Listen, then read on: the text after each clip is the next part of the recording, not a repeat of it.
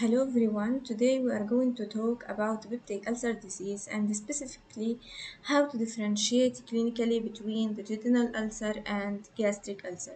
So if patient come to us and said that he has dyspepsia and burning pain that it's relieved with antacid, so we suggest that it is a peptic ulcer. So how would we know if it's a duodenal ulcer or gastric ulcer just by the history of the patient without doing any other diagnostic test. If the patient has a history of H. pylori infection, it is most commonly to be duodenal ulcer. But if the patient has a history of NSAID use, it's most commonly to be gastric ulcer. The next question is the food relation. We want to ask the patient if the pain increase after the meal or decrease. If the pain increase after the meal, it's most commonly to be gastric ulcer. And then you may ask, why is that? And it's a good question.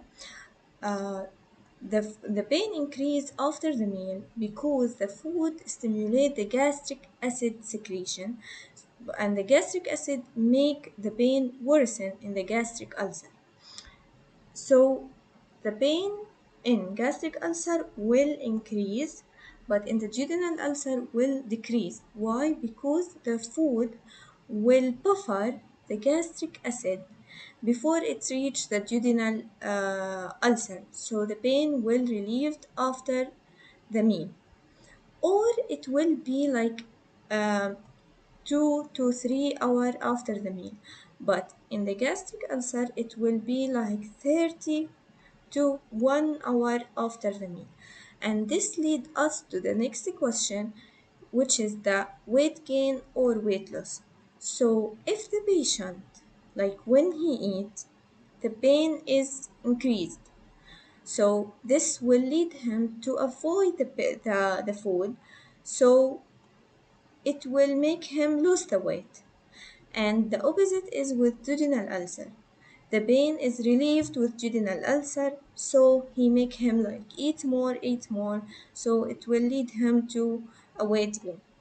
And the last question is night symptom. The symptoms will be more common in the duodenal ulcer and less common with the gastric ulcer. And this table is a recap of what we already said. So I hope that you learned something in this lecture, and thank you.